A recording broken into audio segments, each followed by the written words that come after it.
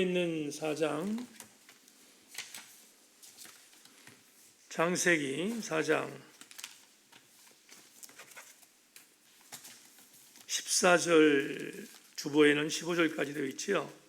16절까지 읽겠습니다. 창세기 4장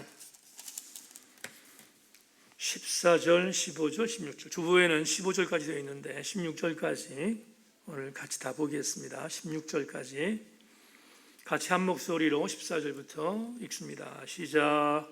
주께서 오늘 이 지면에서 나를 쫓아내시온즉 내가 주의 낯을 배우지 못하리니 내가 땅에서 피하며 요리하는 자가 될지라. 물은 나를 만나는 자마다 나를 죽이겠나이다. 여호와께서 그에게 이르시되 그렇지 아니하다. 가인을 죽이는 자는 벌을 7배나 받으리라 하시고 가인에게 표를 주사 그를 만나 모든 사람에게서 죽임을 면하게 하시니라. 가인이 여호와 앞에서 떠나서 에덴 동쪽 노 땅에 거주하더니. 아멘, 아멘, 아멘. 주보 잠깐 좀 보시고요. 광고 잠깐 드리고 말씀 나누겠습니다. 주보 참고하시기를 바랍니다. 돌아오는 주일이 성령 강림 주일입니다. 오순절이라고 성경에 되어 있죠. 오순절을 신약적인 의미로 얘기할 때 성령 강림 주일이라고 합니다. 하나님의 교회 공동체가 성령의 전인격적인 기름 부음이 충만한 그런 공동체가 될 수 있도록 팬데믹 상황이긴 하지만 성령 충만한 교회는 살아있는 줄로 믿고 우리 교회가 그런 교회 되기를 소망합니다.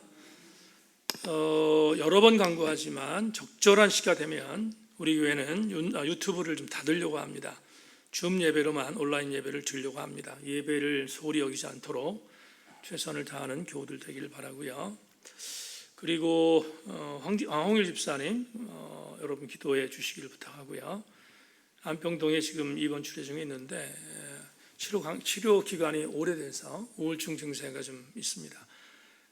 식사를 잘할 수 있도록 기도해 주시고요. 내일 저희 가정이 광고드린 것처럼 서울역 노숙자들의 저녁 식사 밥포 섬김을 사역을 감당합니다.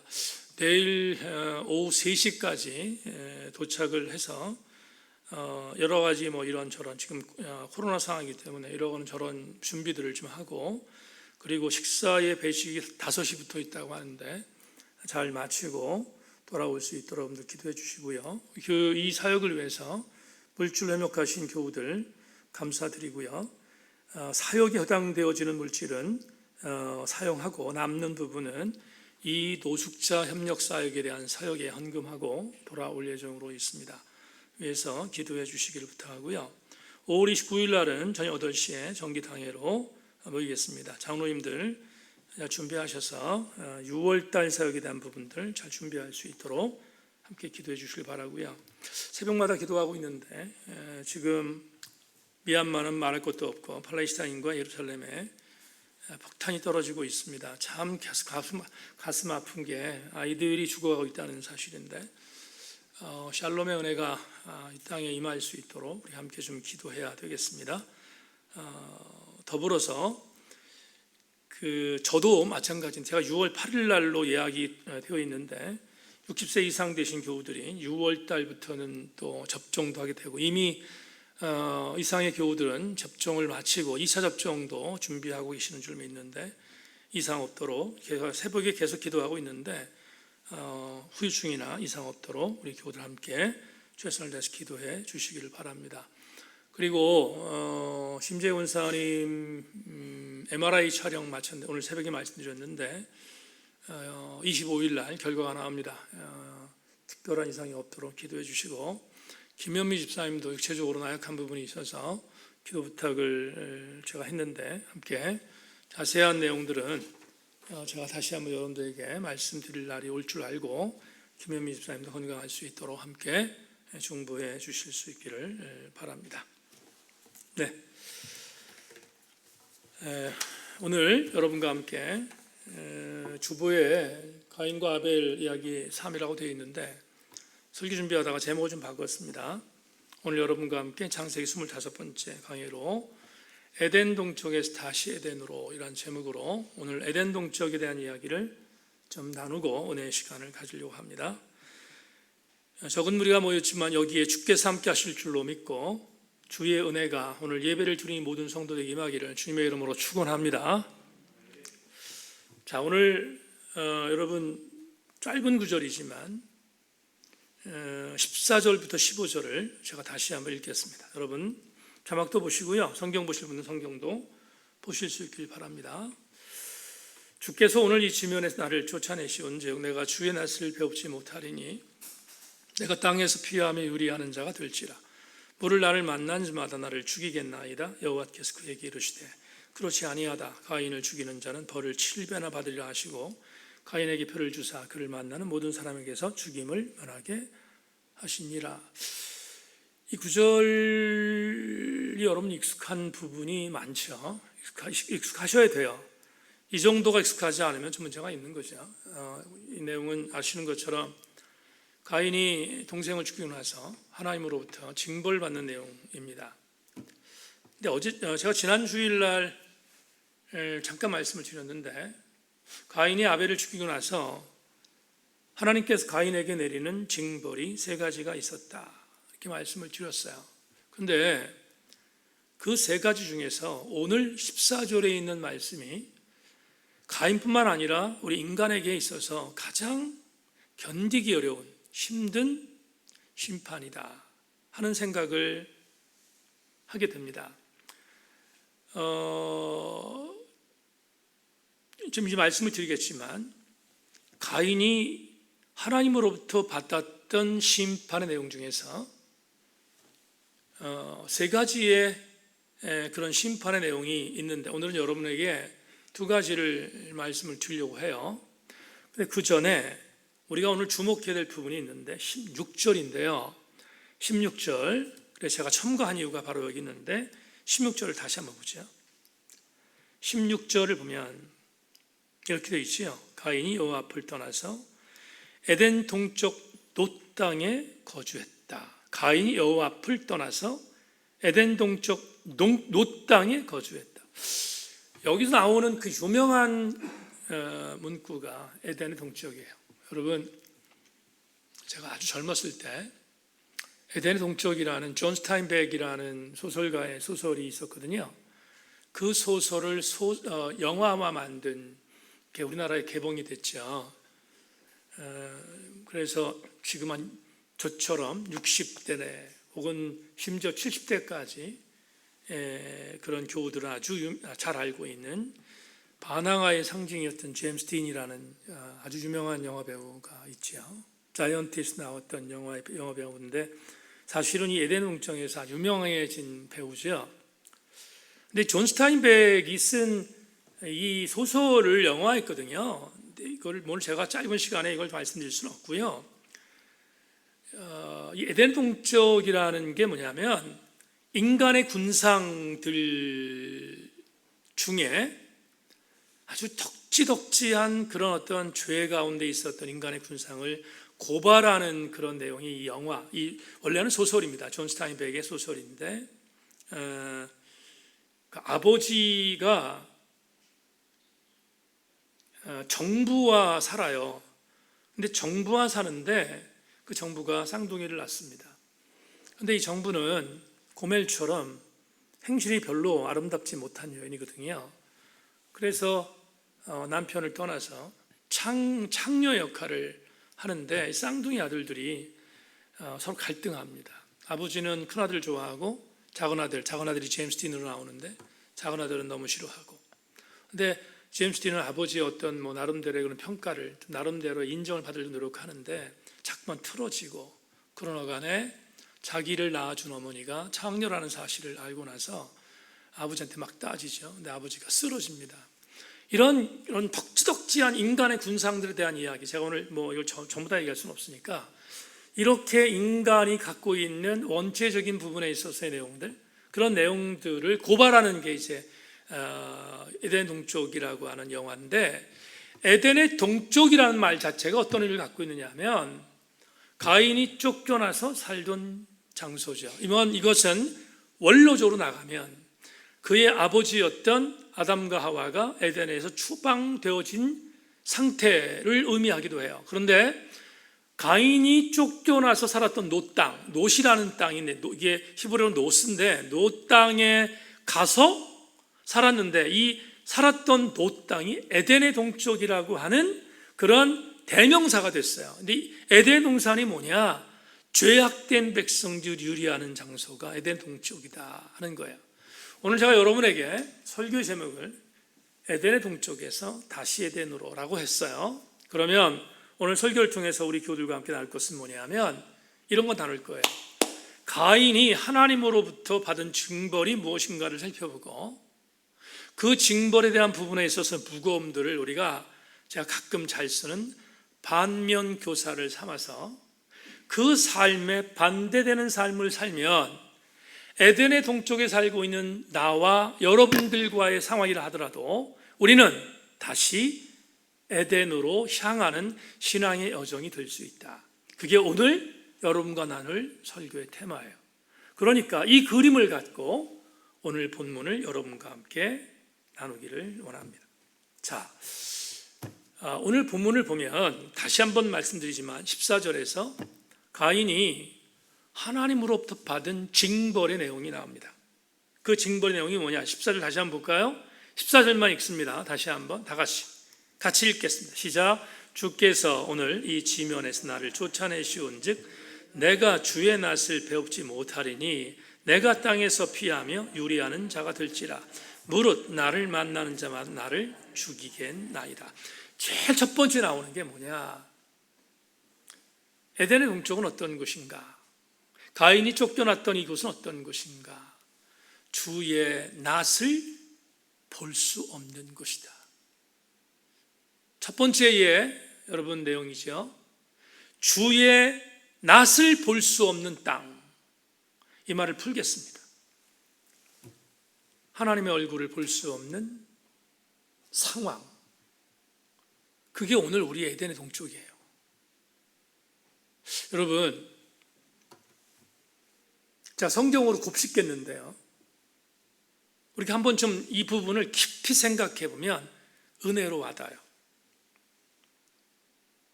여러분, 주님이 우리 위해 십자가를 지셨습니다. 다 같이 아멘.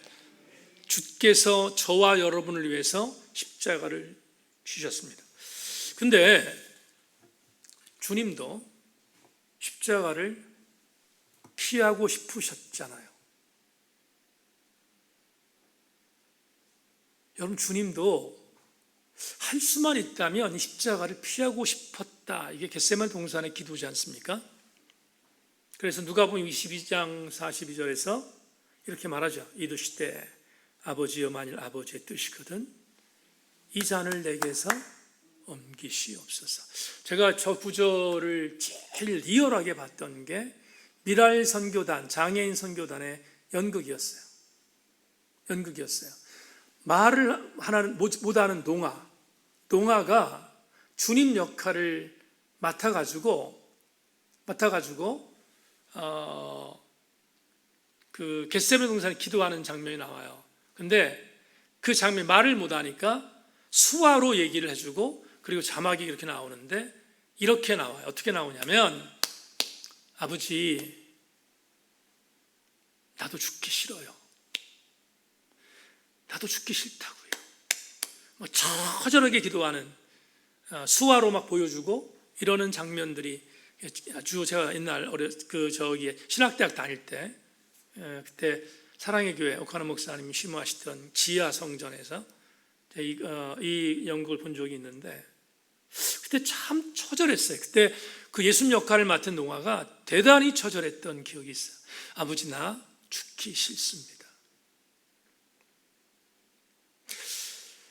근데 전반부의 기도가 뭐죠? 아버지 이 잔을 내게서 옮겨주십시오. 이게 전반부 기도잖아요. 근데 후반부는 뭐라고 말합니까? 이렇게 말해요. 그러나 내 원대로 마시고 아버지 원대로 되기를 원합니다. 이렇게 기도하잖아요. 여러분 이런 반전 죽기 싫었어. 예수님도 죽기 싫었는데 근데 어떻게 이 말이거든. 이 말이 그때 그 배우가 말하는 게 뭐냐면, 아버지 나 죽기 싫어요. 죽기 싫어요. 그런데 아버지가 죽으라면 죽을게요. 이렇게 말하는 거예요. 이게 겟세마네 동산의 기도잖아요. 아버지가 죽으라면 죽겠습니다. 근데 생각해 보십시다. 어떻게 예수께서 이렇게 반전의 반전을 행하실 수 있었을까? 두렵고 떨려요. 여러분, 돌아오는 주일날 제가 그 메시지를 한번 전하려고 준비 중에 있는데, 주께서 얼마나 힘들었으면 제자들에게 내가 죽게 됐으니 나를 위해서 기도해달라고까지 얘기했겠어요. 제자들은 졸고 있었지만 그만큼 절박했잖아요. 근데 갑자기 주께서 근데 아버지가 죽으라면 죽겠어요. 이렇게 반전한 그 근거가 어디 있을까 생각해 보다가 요한복음 8장 29절에서 아주 유명한 구절이 나오는데요. 한번 같이 읽어봅시다. 이 구절 다 같이 시작. 나를 보내시니가 나와 함께 하시도다. 나는 항상 그가 기뻐하시는 일을 행함으로 나를 혼자 두지 아니하셨네. 다 같이 아멘. 여러분 참 저 구절이 굉장히 아름답게 나오지 않습니까? 여러분 주님이 죽기 싫었어요. 십자가를 피할 수만 있다면 피하고 싶었다고요. 근데 십자가를 지실 수 있었던 이유가 있었다. 그게 뭐냐 하면 요한복음 8장 29절에 말한 것처럼 나를 보내신 이 누구예요? 하나님께서 나와 함께 하시기 때문입니다. 이 말을 다른 말로 표현하면 뭐죠?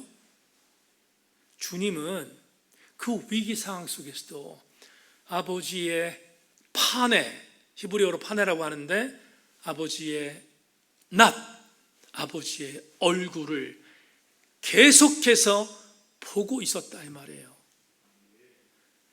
여러분 생각해 보십시다. 우리 성도에게 있어서 가장 큰 저주가 뭐냐? 하나님과의 단절이에요. 반대로 우리 성도에게 있어서 가장 위대한 축복은 뭔가? 하나님과 동행하는 거다 이 말이에요. 하나님의 얼굴을 볼 수 있다는 것처럼 위대하고 아름다운 애가 어디 있어요? 하나님이 나와 함께 한다는 사실을 직면하고 사는 것처럼 위대한 복이 어딨냐 이 말이에요. 근데 오늘 가인은 그 아름다운 복이 단절됐다고. 어디서? 에덴의 동쪽에서. 여러분 에덴의 동쪽에 살았던 가인의 가장 치명적인 저주는 하나님의 얼굴을 보지 못한다는 거예요. 사무엘상 말씀 여러분 아시죠? 사무엘 어렸을 때 엘리 제사장이 그를 물론 사무엘의 부모가 사무엘을 엘리에게 보냈으니까 어렸던 시절이었지만 그래도 엘리와 함께 생활했던 그 시간이 있었잖아요. 근데 이미 엘리 제사장의 시대는 저물고 그의 아들 홈리와 비나스가 죄를 너무 심하게 지니까 하나님께서 엘리의 시대를 저물게 하고요. 이미 그를 버리지 않습니까? 근데 그때 그 엘리 제사장이 활동할 당시에 사무엘이 어렸을 때 그때의 영적 상태를 사무엘상 3장 1절에서 이렇게 말하고 있어요. 이 사무엘이 엘리 앞에서 여호와를 섬길 때에 여호와의 말씀이 희귀하여 이상이 흔히 보이지 않았더라. 최고의 저주잖아요. 엘리는 뭐 하는 사람이었어요? 제사장이었어요. 제사장에게 있어서 가장 치명적인 저주는 하나님의 이상이 보이지 않는 거잖아요. 여러분 목회자가 제가 좀 강한 표현을 써서 미안합니다만 이해하고 들으세요. 미치고 환장하고 팔짝 뛰고 싶을 때가 있어요. 언제냐면 설교 준비가 안 될 때, 정말 막 돌아버리고 싶은 때, 아무리 설교 준비를 하려고 하더라도 하나님의 조명이 없어. 하나님의 조명이. 무슨 설교 준비를 할 수 있겠어요? 그것처럼 참담함이 어디 있고 그것처럼 암담함이 어디 있겠어요? 그런데 엘리 때에 하나님의 이상이 보이지 않았대요. 말씀이 해결해서. 이 말을 이렇게 표현하는 거죠. 엘리는 하나님의 낯을 볼 수 없는 영적인 무기력에 빠져 있었던 상태였다. 반대로 사무엘은 하나님의 음성을 듣잖아요. 어려도. 한 가지만 더 성경 중 내용 말씀드려볼까요? 다윗이 밧세바를 간음하지 않습니까? 그리고 범죄해요. 나단에게 세상 말로 작살났어요. 그렇죠? 그때 나단 앞에서 무릎 꿇고 회개한 시가 시편 51편에 있어요. 시편 51편 8절 9절에 이렇게 말합니다. 내게 즐겁고 기쁜 소리를 들려주시사 주께서 꺾으신 뼈들도 즐거워하게 하소서. 주의 얼굴을 내 죄에서 돌이키시고 내 모든 죄악을 지워주소서. 하나님의 은혜 속에 정한 마음을 창조하시고 내 안에 정직한 영을 새롭게 하소서. 나를 주 앞에서 쫓아내지 마시며 주의 성령을 내게서 거두지 마소서. 다윗이 밧세바와 함께 간음한 뒤에 하나님과 단절되고 나서 그가 회개할 때 이렇게 말해요. 하나님, 내 뼈가 지금 떨리고 있습니다. 하나님, 내가 정직한 영이 사라졌습니다. 성령이 내 안에서 떠났습니다. 무엇을 말하죠? 다윗이 하나님과의 관계가 단절된 거잖아요. 단절된 거. 다시 오늘 본문에 있는 말씀으로 적용한다면 하나님의 낯이 보이지 않는 거예요. 이제 마치 에덴 동산에 쫓겨났던 동쪽의 노실한 땅에 거하던 누구처럼? 가인처럼.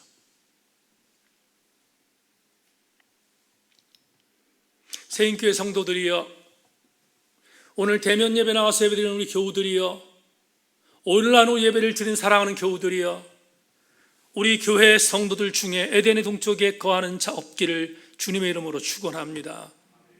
하나님의 낯을 보지 못하는 단 한 명의 영혼도 없기를 다시 한번 주님의 이름으로 소망합니다. 그게 오늘 첫 번째 우리가 얻어야 할 영적인 교훈입니다. 둘째, 에덴 동쪽은 어떤 곳이었는가? 에덴 동쪽은 하나님의 낯을 볼 수 없는 것도 있었지만 또 하나 유리하며 방황하는 장소였다. 성경은 우리에게 말합니다. 여러분, 가인에게 있어서의 또 하나의 저주는 아무리 노력해도 평안함을 구할 수 없었던 거예요. 왜? 유리하며 방황하는 신세가 되었기 때문이다. 그러면 유리하고 방황한다는 뜻이 뭔가? 단순히 떠돌아다니는 디아스포라가 되는, 유리하고 진짜로 떠돌이가 되는 그런 것을 말하는가? 물론 그래요. 에덴의 동쪽이었던 노 땅에서 가인은 정착하지 못해요. 왜냐하면 수많은 사람들이 자기를 죽일까 봐 유리방황하는 신세가 되었음을 성경이 우리한테 말하고 있잖아요. 그런데 이렇게 문자적인 의미에 있어서 유리방황하고 있는 에덴의 동전의 유리방황이라는 말은 단순히 떠돌아다닌다는 것을 말하는 것이 아닙니다. 그것만 말하는 게 아니다 이 말이에요. 그러면 오늘 이 내용이 우리에게 준 영적인 시사점이 뭐냐? 유리방황하는 자에게 있어서의 가장 중요한 공통점은 영적인 만족함을 모르는 거예요. 영적인 만족함을 모르는 거야. 유리방황하는 자의 기가 막힌 절망이죠. 아무리 해도 영적인 만족함이 없는 것입니다. 저주예요. 하나님의 심판이죠. 여러분, 누가복음 15장, 사람들은 탕자의 비유라고 말하지만 제가 바꿨다고 했습니다. 탕자의 비유가 아니에요. 집 나간 아들을 기다린 아버지의 비유지. 이 집 나간 아들을 기다리는 아버지의 비유에서 두 아들을 우리가 보잖아요. 근데 여러분 헨리 나우엔이라고 하는 신학자, 영성 신학자세요. 헨리 나우엔이라고 하는 영성 신학자가 탕자의 귀향이라는 아주 유명한 고전을 썼거든요. 근데 그 책에서 두 아들을 이렇게 그려요. 어떻게 그리냐면, 우리는 일반적으로 집 나간 아들만 죄인이라고 생각하는데 헨리 나우엔은 그렇지 않다는 거예요. 집에 있는 아들도 탕자고 집 나간 아들 탕자였다는 거예요. 그 이유가 뭐냐? 여러분, 큰아들은 대체적으로 착하게 사는 사람의 대명사예요. 왜 그렇습니까? 아버지 뜻대로 농사 지었잖아요. 아버지가 이거 하라면 이거 했고 저거 하라면 저거 했다고요. 그러니까 큰아들은 착하게 사는 사람의 대명사예요. 근데 문제는 뭐냐면, 착하게 사는 사람이라고 하더라도 그가 하나님의 뜻을 알지 못하면 언제든지 분노의 삶을 살거든요. 작은 아들이 돌아왔네? 동생이 돌아왔네? 여러분, 분탕질하잖아요. 그리고 자기 갖고 있었던 성질을 죽이지 못해서 잔치가 벌어진 집으로 안 들어갑니다. 그게 큰아들의 분노십니다. 헨리 나우엔은 상담을 했던 사람이기 때문에 더더군다나 이렇게 말하고 있습니다. 분노의 대명사가 누구냐? 큰아들 신드롬을 갖고 있는 사람이라는 거예요. 우리 주변에도 너무 많죠. 너무 많아요.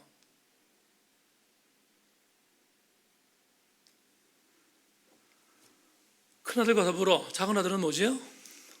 작은 아들은 말할 것도 없습니다. 작은 아들은 또 다른 치명적인 그런 죄인 중에 하나인데요. 집 나간 자잖아, 이 사람은. 집 나간 자. 그러니까 결국은 유리방황하는 자의 전형이 둘째 아들인 거죠. 다시 한 번만, 집에 있는 큰아들도 마찬가지고 집 나간 아들도 마찬가지입니다. 둘 다 영적인 만족을 몰랐던 탕자라는 공통점이 있다는 거죠. 자, 보세요. 왜 이 말씀을 드리는가? 어거스틴이라고 하는 신학자가 이렇게 말했습니다. 내가 하나님의 품에 안길 때까지는 진정한 안식을 찾지 못했다. 유명한 말이죠. 가인의 절망이 뭐냐? 아무리 그가 노력해도 영적인 만족이 임하지 못하는 거예요. 마치 누구처럼? 큰아들과 둘째 아들처럼. 그래서 그는 그게 심판이었어요. 그게 징벌이었다고요.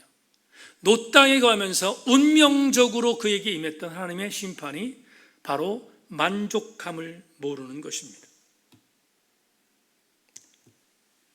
여기까지가 하나님께서 가인에게 내리셨던 징벌입니다. 그러자 이제 설교 마지막 부분에 도착했는데, 가인이 너무 무거워요. 이 징벌의 내용이 너무 무거워요.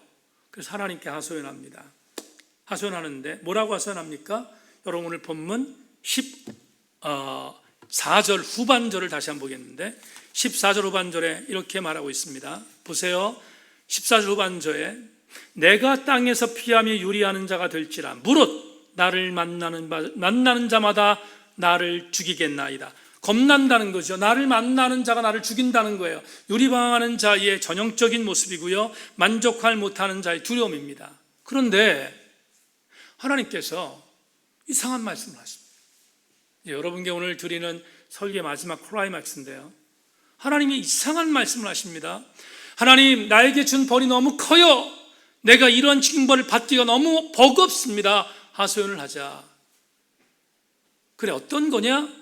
나를 만나는 자가 나를 죽일 것 같아요. 그랬더니 하나님께서 이상한 말씀을 가인에게 합니다. 뭐라고? 그렇지 않다. 15절 볼까요? 여호와께서 그에게 이르시되 그렇지 아니하다. 가인을 죽이는 자는 벌을 7배나 받으리라 하시고 가인에게 표를 주사 그를 만나는 모든 사람에게 죽임을 면하게 하시니. 두 가지를 주셨어요. 두 가지를. 뭐였습니까? 첫째, 너를 죽이는 자는 어떻게 된다? 7배의 벌을 받게 될 것이다. 그렇죠? 두 번째 뭐였어요? 또 하나, 너가 죽임을 당하지 않도록 너에게 내가 뭘 준다? 표를 줄 것이다. 이렇게 말씀합니다. 여러분, 이 두 가지의 주님 말씀을 보면서 고개를 갸우뚱하게 됩니다. 어떻게? 벌은 벌대로 주고, 또 가인을 죽인다고 하는 사람, 그 사람을 만약에 가인이 죽이면 그 사람이 7배의 벌을 더하고, 그리고 너를 죽이지 않도록 내가 표를 준다. 병 주고 약 주는가? 이렇게 고개를 갸우뚱할 수 있어요. 근데 오늘 설교에 굉장히 중요한 어떤 케이스가 이제 이 말씀을 통해 나오게 되는데요. 하나님은 두 가지 속성이 있어요. 어떤 속성이 있는가? 여러분, 동전이 있습니다. 동전이 있는데 하나님의 속성은 언제나 동전의 양면이에요. 어떤 양면인가? 하나는 공의예요. 공의. 하나님께서 죄를 범하면 죄에 대하여 징벌하시는 게 하나님의 공의예요. 그걸 만족하셔야 돼. 그걸 만족하는 게 하나님의 속성이에요. 근데 하나님은 또 다른 측면이 있었어요. 동전의 또 다른 양면에 뭐가 있는가? 사랑이 있어요. 그러니까 공의와 사랑이라는 양면이 있습니다. 그러다 보니 하나님은 언제나 당신의 백성들에게 이렇게 말합니다. 죄를 지면 징벌하지만 그러나 내가 너를 구원하여 줄 것이라는 사랑의 메시지를 전해요. 그러니까 징벌과 구원은 같이 가는 것입니다. 같이 가는 거예요. 여러분, 이걸 병 주고 약 줍니까? 하나만 주면 되지 병 주고 약 주면 이렇게 말하면 안 돼요. 왜냐하면 하나님의 속성이 공의와 사랑이기 때문에 이 두 가지를 만족해야 되기 때문에 어쩔 수가 없어요. 근데 이거 가지고 시비 얼마 안 돼요. 여러분, 제가 온갖 있었지만 우리 젊은 사람들한테 정말로 인기 있는 대중가수 아이유라는 가수가 있습니다. 아이유, 정말 심성이 착한 가수라고 저도 알고 있는데, 얼마 전에 지금 아이유라는 가수가 29인가 봐요. 9인데 30이 되기 전에 20대 마지막에 하고 싶은 것이 있다 해서 5억을 기부했어요. 5억을 소외된 계층에게 기부했어요. 연예인으로서 본인이 받은 그런 사랑에 대한 부분들을 갚는 것도 하겠지만, 그러나 그런 마음 갖는 건 쉽지 않거든요. 아이유라는 이 가수가 그것도 29의 나이에 5억을 기부했다는 건 대단한 일이거든요. 근데 네티즌 한 명이 아이유에게 이렇게 시비를 걸었어요. 뭐라고 시비를 걸었냐면, 세상에 아이유 재산이 얼만데 고작 5억이야? 이렇게 시비를 걸었어요. 이런 나쁜 인간이 어디 있어요? 아주 질 나쁜 인간이잖아요, 이건. 여러분, 하나님께서 우리에게 병 주고 약 주는가?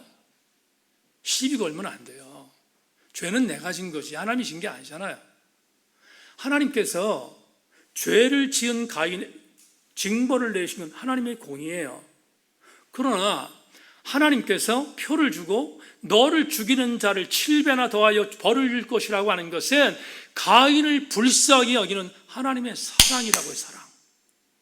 공의와 사랑의 속성이 오늘 본문에 담겨 있어요. 그러면 도대체 에덴의 동쪽에 거하고 있던 가인에게 이렇게 표를 주고 이렇게 구원해라고 하는 것에 대한 징표를 준 하나님을 어떻게 해석할 것인가? 오늘 설교의 마지막 교훈입니다. 레마입니다.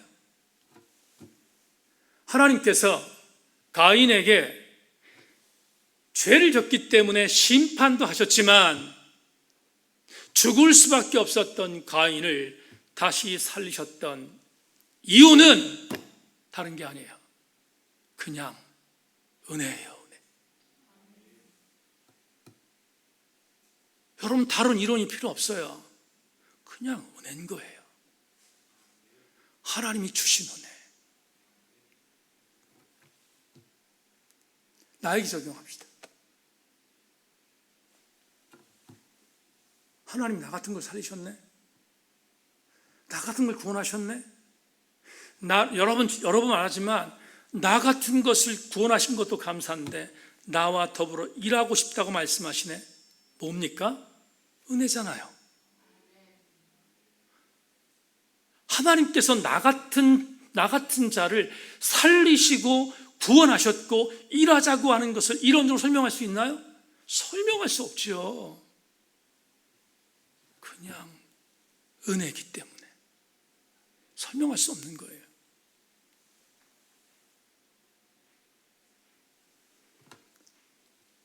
하나님께서 나에게 주신 그 은혜를 생각하면 정말 너무 큰 감사죠. 너무 큰 감사예요. 그렇다면 마지막으로 이렇게 은혜를 받은 나라면 이런 마음 가져야 되잖아요. 에덴의 동쪽에 거하는 가인 같은 나지만, 그죠?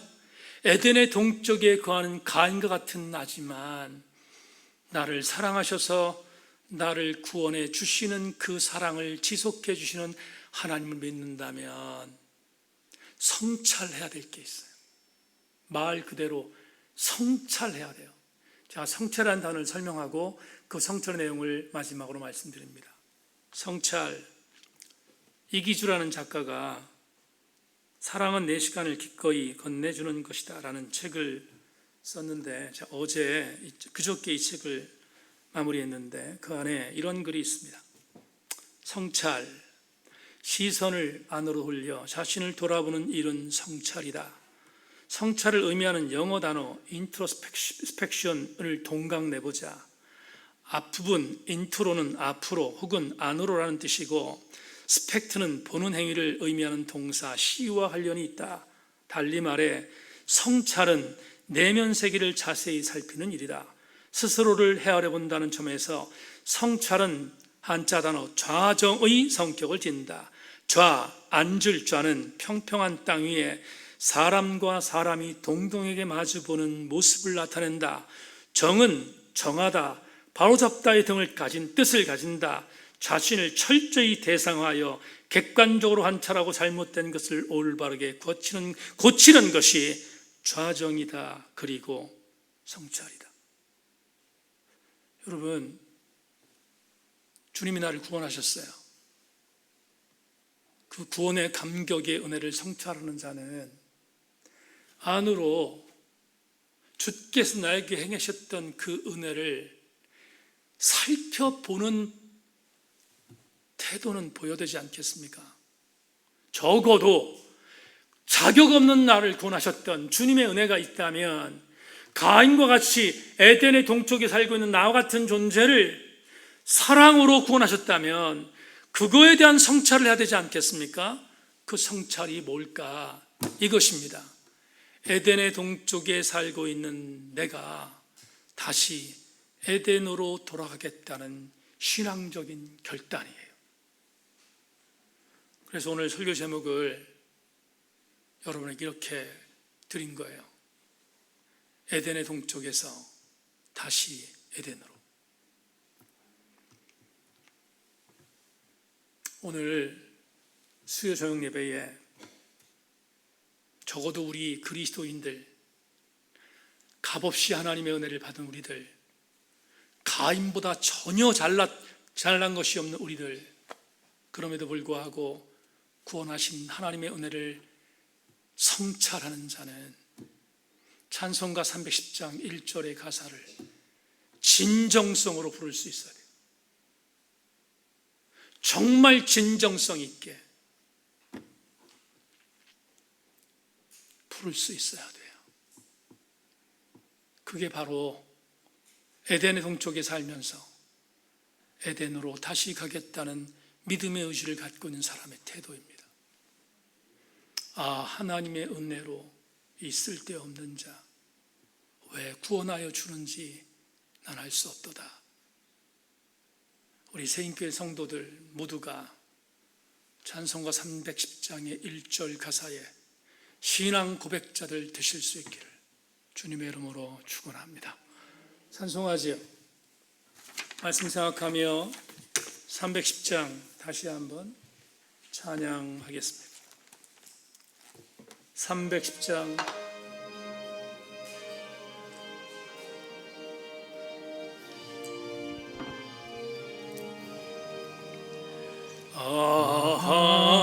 하나님의 은혜로 쓸데없는 자 왜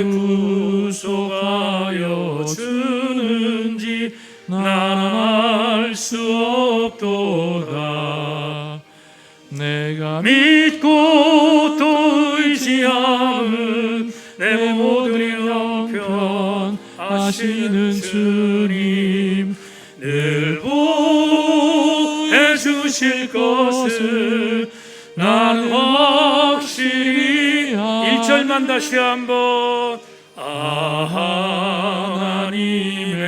은혜로 있을 데 없는 자 왜 구속하여 주는지 난 알 수 없도다. 내가 믿고 또 의지함은 내 모든 형편 하시는 주님 늘 보여주실 것을 나는 확실히 아네. 하나님 감사합니다. 오늘 수요 저녁 예배에 함께 모여 예배하며 에덴 동쪽에서 유리방황할 수밖에 없었으며 하나님의 낯을 볼 수 없었던 징벌을 받았던 가인에게 오셔서 내가 너를 잊지 않고 있다. 내가 너에게 표를 줄 것이다. 오늘 우리에게 적용합니다. 가인과 같은 나의 삶이었지만 예수 그리스도의 보혈의 피로 말미암아 나에게 구원받은 표를 주셨고 나를 구원해 주시는 하나님의 은혜를 주신 그 감격을 우리도 잊지 않게 하시고 하나님의 은혜 안에 구원받은 자로서 에덴의 동쪽에 있다 할지라도 다시 에덴으로 돌아가려는 아름다운 귀한 신앙의 혈단들이 우리 모두에게 임할 수 있도록 우리 모두를 하나님 강복하여 주시옵소서. 남은 3일도 하나님의 은혜 안에 우리를 거하게 하시고 하나님 우리를 하나님의 철저한 도구로 사용하여 주시옵소서. 감사드리오며 예수 그리스도의 이름으로 기도하옵나이다. 아멘. 하늘에 계신